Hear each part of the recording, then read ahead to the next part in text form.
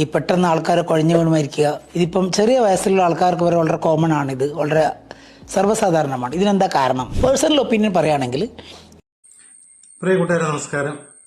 നമ്മൾ ഈ അടുത്ത കാലത്ത് ഒരുപാട് മരണങ്ങൾ നടന്നു. അതെല്ലാം നമ്മളെ ഒരുപാട് വേദനിപ്പിക്കുന്ന സംഭവങ്ങളായിരുന്നു. കാരണം അതൊക്കെ പെട്ടെന്ന് കുഴഞ്ഞു വീണ് മരിക്കുക, അതുപോലെ അറ്റാക്ക് വന്ന് മരിക്കുക. എന്താണ് ഇതിന് കാരണം? അതും ഏറ്റവും കൂടുതൽ മരണപ്പെട്ടത് ചെറുപ്പക്കാരാണ്. പണ്ട് കാലത്തൊക്കെ അറ്റാക്ക് എന്ന് പറയുന്നത് ഒരു 60 വയസ്സ് 70 വയസ്സൊക്കെ കഴിഞ്ഞിട്ടേ ഉള്ളായിരുന്നു. പക്ഷെ ഇന്ന് ഏറ്റവും കൂടുതൽ അറ്റാക്ക് വന്ന് മരിക്കുന്നത് ചെറുപ്പക്കാരാണ്. അപ്പൊ ഈ വിഷയത്തിൽ ആധികാരികമായി സംസാരിക്കാനൊന്നും എനിക്കറിയത്തില്ല. കാരണം എനിക്ക് മെഡിക്കൽ രംഗമായിട്ട് എനിക്ക് യാതൊരു പരിചയമില്ല. എനിക്ക് അറിയാവുന്ന കുറച്ച് മരുന്നുകൾ എന്ന് പറഞ്ഞാൽ പാരസെറ്റാമോള്, അതുപോലെ ഇപ്പൊ ഈ അടുത്ത കാലത്ത് കുറച്ച് എനിക്ക് കോവിഡ് വന്ന ചെറിയ പ്രശ്നങ്ങളൊക്കെ ഉണ്ടായതുകൊണ്ട് അങ്ങനെ കുറച്ച് മരുന്നുകളൊക്കെ സ്ഥിരമായിട്ട് മേടിക്കുന്നുള്ളത് കൊണ്ട് അതിന്റെ പേര് മാത്രമേ അറിയത്തുള്ളൂ. പക്ഷെ എന്റെ വൈഫിനെ സംബന്ധിച്ച് അവർക്ക് ഇത് കാര്യങ്ങളൊക്കെ നല്ലപോലെ അറിയാം. അതിന്റെ കാര്യം എന്ന് പറഞ്ഞാല് 2019, 2020 കാലഘട്ടത്തിൽ ഇന്ത്യ ഒട്ടാകെ കോവിഡ് തരംഗം ആഞ്ഞടിച്ചപ്പോഴത്തേന് അതിൻ്റെ അകത്ത് എനിക്കും കോവിഡ് ബാധിച്ചായിരുന്നു. ആദ്യം എൻ്റെ വീട്ടിൽ വന്നത് പിള്ളേർക്കാണ് വന്നത്. പിള്ളേരിൽ നിന്നാണ് എനിക്ക് വന്നത്. എനിക്ക് പെട്ടെന്ന് ഓക്സിജൻ ലെവലൊക്കെ താന്നുപോയി. അപ്പം അങ്ങനെ എന്നെ കോട്ടയം മെഡിക്കൽ കോളേജിലാണ് എത്തിച്ചത്. അപ്പം എനിക്ക് ഹോസ്പിറ്റലുമായിട്ട് ബന്ധപ്പെട്ട് ഏറ്റവും കൂടുതൽ ഒരു പ്രശ്നം ഉണ്ടായത് മന്ദിര ഹോസ്പിറ്റലാണ്. കാരണം അവരുടെ സമീപനം ആ സമയത്ത് കോവിഡുമായിട്ട് ബന്ധപ്പെട്ട് ഏറ്റവും വളരെ മോശം വരിയ ഒരു സമീപനമാണ് മന്ദിര ഹോസ്പിറ്റലിൽ നിന്ന് എനിക്ക് ഉണ്ടായത്.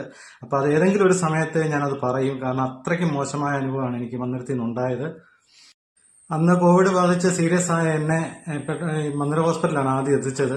അപ്പൊ അവിടെ നിന്ന് ഞാൻ പറഞ്ഞില്ല, അവരുടെ സമീപനം വളരെയേറെ മോശമായിരുന്നു. അവിടെ നിന്ന് തന്നെ പിന്നെ പെട്ടെന്ന് മെഡിക്കൽ കോളേജിൽ എത്തിക്കുകയായിരുന്നു. കോട്ടയം മെഡിക്കൽ കോളേജ് എന്ന് പറയുന്ന ഇന്ന് എനിക്ക് തോന്നുന്നത് ഞാൻ കണ്ടതിൽ ഏറ്റവും വലിയ ഹോസ്പിറ്റല് എന്റെ അനുഭവത്തിൽ കോട്ടയം മെഡിക്കൽ കോളേജ് തന്നെയാണ്. എനിക്ക് എന്റെ തന്നെയല്ല, നമ്മുടെ ആരോഗ്യരംഗവുമായിട്ട് ബന്ധപ്പെട്ട് ബാക്കിയുള്ള ഇപ്പം സമീപ പ്രദേശത്തുള്ള ഹോസ്പിറ്റലുകളെല്ലാം ചികിത്സാ സംവിധാനങ്ങളൊക്കെ ഉണ്ടെന്ന് പറഞ്ഞാൽ കഴുത്തറപ്പൻ ട്രീറ്റ്മെന്റ് ആണ്.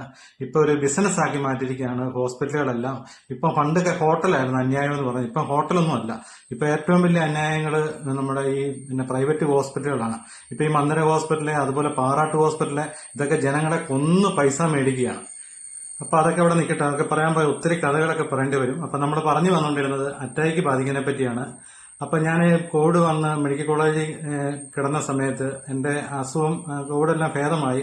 ആ സമയത്ത് തന്നെ ഡിസ്ചാർജ് ചെയ്യാമെന്നും പറഞ്ഞ് ഒരു ദിവസം വന്ന് എന്നോട് പറഞ്ഞു. എനിക്ക് ഭയങ്കര സന്തോഷമായിരുന്നു. കാരണം ഒരു 1-2 മാസത്തോളം ഞാൻ മെഡിക്കൽ കോളേജിൽ കിടന്നതാണ്. അപ്പോഴത്തേന് ഡിസ്ചാർജ് എന്ന് കേട്ടപ്പോൾ ഒരു സന്തോഷമാണ്. പക്ഷെ ആ ഡിസ്ചാർജിന്റെ അന്ന് രാവിലെ ഡോക്ടർ വന്നിട്ട് പറഞ്ഞ് ഡി ഡയമർ ഒന്നും കൂടെ നോക്കണമെന്ന് പറഞ്ഞു. അപ്പൊ എന്നെ സംബന്ധിച്ച് നമുക്ക് ഡി ഡയമർ എന്നാണോ ഒന്നും അറിയത്തില്ല. പക്ഷെ മെഡിക്കൽ കോളേജിൽ ഞാൻ പറഞ്ഞില്ലേ, ഈ അസുഖത്തിന്റെ മരുന്നിന്റെ കാര്യത്തിലൊക്കെ വൈഫ് ചില എക്സ്പെർട്ടാന്ന് പറഞ്ഞതിന്റെ കാര്യം എന്ന് പറഞ്ഞാൽ, അന്ന് അവിടെ നിന്ന സമയത്ത് ഈ ഓരോരോ മരുന്നുകളെല്ലാം എനിക്ക് കൊണ്ട് തരുകയെല്ലാം ചെയ്യുമ്പോഴത്തേന് ഞാനൊന്നും ചോദിക്കാറില്ല. പക്ഷെ നമുക്ക് അങ്ങനെ സംസാരിക്കാനോ ഒന്നും പറ്റത്തില്ല, മാസ്ക് ഒക്കെ വെച്ച് കിടക്കുന്ന സമയത്ത്. പക്ഷെ വൈഫ് എല്ലാ വിവരങ്ങളും അവരോട് ഓരോ മരുന്ന് എന്തിനാണെന്നും കാര്യങ്ങളെല്ലാം അവള് വളരെ വ്യക്തമായിട്ട് തന്നെ ചോദിക്കുക, മരുന്ന് എനിക്ക് തരുകയും ചെയ്യായിരുന്നു.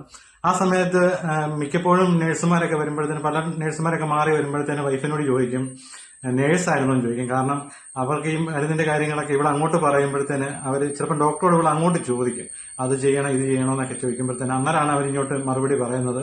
അപ്പൊ അതെല്ലാം വളരെ നല്ല നിശ്ചയമായിരുന്നു അവർക്ക്. അപ്പൊ അതുകൊണ്ട് ഡി ഡയമറിന്റെ കാര്യങ്ങളും എല്ലാം എനിക്ക് ഒന്നും മനസ്സിലായില്ലെങ്കിലും അവൾ എന്നോട് പറഞ്ഞു തന്നു ഡി ഡയമർ എന്നാന്നും അതിന്റെ ഡോക്ടറുമായിട്ട് സംസാരിച്ചിട്ട് അതിന്റെ വശങ്ങൾ എന്താണെന്നും എന്നോട് പറഞ്ഞു തന്നായിരുന്നു. അപ്പൊ നമ്മുടെ ശരീരത്തിൽ കോവിഡിന്റെ വൈറസ് ബാധിച്ചതിന് ശേഷം നമ്മുടെ ബ്ലഡിന് കട്ടി കൂടും. അപ്പൊ അത് ഡി ഡയമർ പരിശോധനയിലാണ് അത് കണ്ടുപിടിക്കാൻ പറ്റുന്നത്. അപ്പൊ നമുക്ക് ഈ കോവിഡ് വന്നതിന് ശേഷം വാക്സിൻ എടുത്തായിരുന്നല്ലോ എല്ലാവരും. ആ വാക്സിൻ എടുത്തവർക്കാണ് ഇപ്പൊ ഏറ്റവും കൂടുതൽ പ്രശ്നമായിട്ട് മാറിയിരിക്കുന്നതെന്നാണ് പറഞ്ഞത്.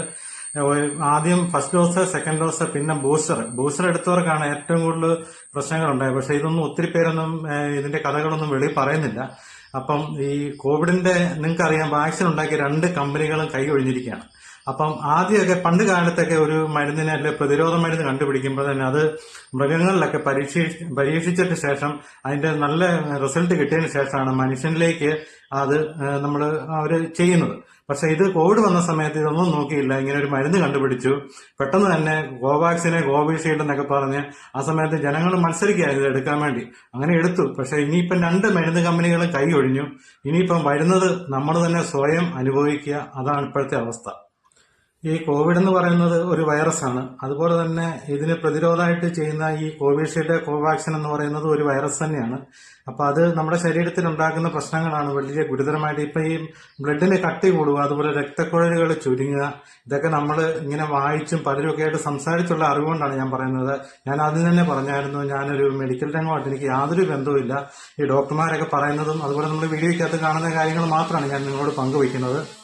ഇപ്പം എന്റെ കോവിഡ് ഭേദമായിട്ട് ഞാൻ മെഡിക്കൽ കോളേജിൽ നിന്ന് ഇങ്ങോട്ട് പോരുന്ന സമയത്ത് ഡോക്ടർ പറഞ്ഞ് ഇന്ന റൂമിൽ ചെല്ലണം, അവിടെ ഈ കോവിഡുമായിട്ട് ബന്ധപ്പെട്ട ഒരു ഡോക്ടറുണ്ട്, അപ്പം അദ്ദേഹം നിങ്ങളോട് മുന്നോട്ടുള്ള കാര്യങ്ങൾ കുറച്ച് നാളെടുക്കും. നമ്മൾ ഈ മരുന്നിന്റെ കാര്യത്തിലും അങ്ങനെ കുറെ പ്രശ്നങ്ങളൊക്കെ ഉണ്ടല്ലോ, അതെല്ലാം ഒന്ന് മാറാൻ വേണ്ടി അതിനൊക്കെ ഒരു പ്രത്യേക ഒരു ക്ലാസ് പോലെ ഞങ്ങൾക്ക് എടുക്കുന്നുണ്ട്. അതിനുശേഷമാണ് നമ്മൾ വീട്ടോട്ട് പോരുന്നത്. അപ്പം അന്ന് ഡോക്ടർ നല്ല ഡോക്ടർമാരായിട്ടോ മെഡിക്കൽ കോളേജിൽ. ആ ഡോക്ടർ ഇന്നലെ ഇങ്ങനെ പറഞ്ഞതുപോലെ നമുക്കിപ്പോൾ ബ്ലഡിന് ഇതുപോലെ കോവിഡ് ബാധിച്ചവർക്കെല്ലാം ഇങ്ങനെ ഒരു പ്രശ്നമുണ്ട്, ബ്ലഡ് കട്ടിയാവുകയാണ്. അപ്പോൾ അതിന് മരുന്ന് എക്കോസ്പിരിൻ AV75 എന്ന് പറഞ്ഞൊരു മരുന്നുണ്ട്. അപ്പോൾ അത് കഴിച്ചെങ്കിലേ ഉള്ളൂ നമ്മുടെ ബ്ലഡ് ഒഴിവ്. ഇപ്പം നമ്മുടെ കൈയൊക്കെ മുറിഞ്ഞു കഴിഞ്ഞാൽ നമുക്കറിയാം ബ്ലഡ് ഇങ്ങനെ, പണ്ടൊക്കെ കൈ മുറിഞ്ഞാൽ ഇങ്ങനെ ബ്ലഡ് ചീറ്റുകയായിരുന്നു. പക്ഷെ ഇപ്പം കൈ മുറിഞ്ഞാൽ ഇങ്ങനെ ഒഴുകുന്ന, കൈയെ കൂടെ ഇങ്ങനെ ഒഴുകുന്ന പോലെ നമുക്ക് തോന്നത്തുള്ളൂ, അല്ലാതെ ബ്ലഡിന് പഴയ ആ ഫ്ലോ ഇല്ല. അപ്പൊ ഇതാണ് ഈ പ്രശ്നങ്ങളെല്ലാം ഉണ്ടാകുന്നത്. കൂടുതൽ അറ്റാക്ക് മരണങ്ങളൊക്കെ സംഭവിക്കുന്നത് ഇതുകൊണ്ടായിരിക്കും. അപ്പൊ ഡോക്ടർ പറഞ്ഞു ഞാൻ സ്ഥിരമായിട്ട് ഇത് കഴിക്കുന്നുണ്ട്, അപ്പൊ നിങ്ങൾ അടുത്തുള്ള ലാബിലൊക്കെ പോയി ഇടയ്ക്കിടയ്ക്ക് എല്ലാ മാസവും ചെയ്യുകയാണെങ്കിൽ നല്ലതാണ്. ഡയമർ എന്നും പറഞ്ഞൊരു ടെസ്റ്റ് ഉണ്ട്, അത് ചെയ്താലേ നമുക്ക് ഈ ബ്ലഡിന്റെ ഈ ഫ്ലോ നമുക്കിത് കണ്ടുപിടിക്കാൻ പറ്റത്തുള്ളൂ, കട്ടി കൂടുതലാണ് കുറവാണെന്നുള്ളത്. അപ്പൊ അതുമൂലം ഇത് പരിശോധനയിൽ മാത്രമേ നമുക്ക് ഇങ്ങനെയുള്ള കാര്യങ്ങളെല്ലാം അറിയാൻ പറ്റുള്ളൂ. ഈ പെട്ടെന്ന് കുഴഞ്ഞു വീണ് മരിക്കുക ഇങ്ങനെയുള്ള കാര്യങ്ങളെല്ലാം കൂടുതൽ ഇതുമൂലമാണെന്നാണ് തോന്നുന്നത്.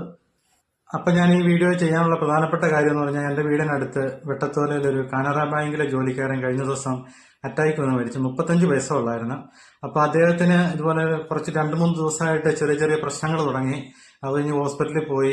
ഈ അറ്റാക്ക് മരുന്നതിന് തലേദിവസം വരെ കോട്ടയത്തെ പ്രധാനപ്പെട്ട ഹോസ്പിറ്റലിൽ പോയി മുഴുവൻ പരിശോധന, ECG അടക്കം അറ്റാക്കുമായിട്ട് ബന്ധപ്പെട്ടുള്ള മുഴുവൻ പരിശോധന നടത്തിയിട്ട് അവർ കണ്ടുപിടിച്ചില്ല. അവർ പറഞ്ഞ് പ്രശ്നമൊന്നുമില്ലെന്ന് പറഞ്ഞ് വീട്ടിൽ പോയതാണ്. വീട്ടിൽ പോയിട്ട് പിന്നീടാണ് അദ്ദേഹം കുഴഞ്ഞു വീണ് മരിക്കുന്നത്. അപ്പം ഇതുവരെ ആ മരണകാരണം എന്താണെന്നുള്ളത് വെളി വന്നിട്ടില്ല. അപ്പം പോസ്റ്റ്മോർട്ടം റിപ്പോർട്ടിൽ മാത്രമേ അതിന്റെ കാരണം വ്യക്തമാവുള്ളൂ എന്നാണ് അവർ പറഞ്ഞിരിക്കുന്നത്. അപ്പം നമുക്ക് ഒരു ഡോക്ടറെ വാക്കും കൂടെ നമുക്കൊന്ന് കേൾക്കാം. നിങ്ങൾ ഈ വീഡിയോ ഒന്ന് കാണാം. ഈ പെട്ടെന്ന് ആൾക്കാരെ കുഴഞ്ഞു വീണ് മരിക്കുക, ഇതിപ്പം ചെറിയ വയസ്സിലുള്ള ആൾക്കാർക്ക് വരെ വളരെ കോമൺ ആണ്. ഇത് വളരെ സർവ്വസാധാരണമാണ്. ഇതിനെന്താ കാരണം? പേഴ്സണൽ ഒപ്പീനിയൻ പറയുകയാണെങ്കിൽ ഈ കോവിഡ് അഥവാ വാക്സിൻ, ഈ കോവിഡ് എന്ന് പറഞ്ഞാലും വാക്സിൻ എന്ന് പറഞ്ഞാലും ഏകദേശം ഒന്ന് തന്നെയാണ്. രണ്ടിലും വാക്സിൻ വൈറസ് തന്നെയാണ് കുത്തിവെക്കുന്നത്. ഈ വൈറസ് ഒരു പക്ഷേ ഒരു ബ്ലഡിലൊരു ക്ലോട്ടിങ് ഉണ്ടാകാനുള്ള പ്രവണത കൂട്ടിയിട്ടുണ്ട് ജനങ്ങൾക്ക്. അതുകൊണ്ട് ഹാർട്ട് അറ്റാക്ക്, സ്ട്രോക്ക്, അതുപോലെ തന്നെ വേറെ കാലിൽ, അതുപോലെ തന്നെ കയ്യിലൊക്കെ പെട്ടെന്ന് ബ്ലഡ് ക്ലോട്ട് ആവുക, പ്രഗ്നൻസിയിൽ അതുപോലെ തന്നെ ബ്രെയിനിൽ അതുപോലെ തന്നെ ക്ലോട്ട് ആവുക, ഇത് സംഭവിക്കാറുണ്ട്. ഇത് പ്രിവെന്റ് ചെയ്യാൻ എനിക്ക് തോന്നുന്നത് ഒരുപാട് പ്രതിവിധികളൊന്നും കാണുന്നില്ലെങ്കിലും വെള്ളം ധാരാളം കുടിക്കുക, അമിതമായിട്ടുള്ള എക്സസൈസ് ഒഴിവാക്കുക. ഷുഗർ ഉള്ള ആളാണെങ്കിൽ ഷുഗർ കൺട്രോൾ ചെയ്യുക, BP ഉള്ള ആളാണെങ്കിൽ BP കൺട്രോൾ ചെയ്യുക, ഇടയ്ക്കിടയ്ക്ക് ഡോക്ടറെ അടുത്ത് പോയി ചെക്ക് ചെയ്ത് ഗുളിക കറക്റ്റായി കഴിച്ച്, പിന്നെ ജീവിത രീതിയിലും ഭക്ഷണ രീതിയിലും ഒക്കെ മാറ്റം വരുത്തി ഈ രോഗത്തെ കൺട്രോൾ കൊണ്ടു ചെയ്ത് കഴിഞ്ഞാൽ പെട്ടെന്നുള്ള ഹാർട്ട് അറ്റാക്ക് അഥവാ സഡൻ കാർഡിയക് ഡെത്ത് ഒരു പരിധിവരെ നമുക്ക് നിയന്ത്രിക്കാൻ കഴിയും. അപ്പൊ എനിക്ക് നിങ്ങളോട് പറയാനുള്ളത്, ഇതുവരെ ഈ പരിശോധനകൾ ചെയ്യാത്തവര് ദയവായിട്ട് ഡയമർ പരിശോധന നടത്തുക. എന്നിട്ട് ഡോക്ടറുമായിട്ട് പോയി ഒന്ന് സംസാരിക്കുക. എന്നിട്ട് അദ്ദേഹം പറയുന്നതനുസരിച്ച് മരുന്ന് കഴിക്കുക. നമുക്ക് ഒരു പരിധി വരെയൊക്കെ നമുക്ക് ചെയ്യാൻ പറ്റത്തുള്ളൂ. ഇതെല്ലാം ദൈവത്തിന്റെ കയ്യിലിരിക്കുന്നതാണ്. അത് നമുക്ക് വിളിച്ചാൽ പോവാതിരിക്കാൻ പറ്റത്തില്ല. അപ്പം ഇതൊക്കെ മനുഷ്യജീവിതം എന്ന് പറയുന്നത് ക്ഷണനേരം മാത്രമേ ഉള്ളൂ. അപ്പം ഈ അടുത്ത കാലത്ത് നമ്മുടെ പുതുപ്പള്ളി പരിസരങ്ങളിലും അതുപോലെ ഒത്തിരി നമ്മുടെ വേണ്ടപ്പെട്ട സുഹൃത്തുക്കളെ, അതുപോലെ വേണ്ടപ്പെട്ട അങ്ങനെ കുറെ ആൾക്കാർ അറ്റാക്ക് വന്ന് മരിച്ചത് നമുക്കെല്ലാം പെട്ടെന്നൊരു ഷോക്കായി മാറുകയാണ്. ഓരോ ദിവസം പത്രം എടുത്ത് നോക്കുമ്പോഴത്തേന്, കഴിഞ്ഞ ദിവസം എൻ്റെ ഒരു സുഹൃത്ത് എൻ്റെ ഗ്രൂപ്പിൽ ഇങ്ങനെ ഞാൻ ഇതിട്ടപ്പോൾ എന്നോട് പറഞ്ഞ്, എന്നോട് പേഴ്സണലായിട്ട് എന്നെ വിളിച്ചിട്ട് പറഞ്ഞു, ദയവ് ചെയ്ത് ഈ മരണ വാർത്ത ഇത് കേട്ട് മടുക്കുക എന്ന് പറഞ്ഞു. കാരണം അതുപോലെ ഈ മരണങ്ങളും പെരുകിയിരിക്കുകയാണ്, അസുഖങ്ങളും പെരുകിയിരിക്കുകയാണ്. അപ്പൊ നമുക്കൊക്കെ ചെയ്യാൻ പറ്റുന്ന കാര്യങ്ങളൊക്കെ നമുക്ക് ചെയ്യാമെന്ന് മാത്രമേ ഉള്ളൂ. ബാക്കിയെല്ലാം വരുന്നിടത്ത് വെച്ച്. നമസ്കാരം.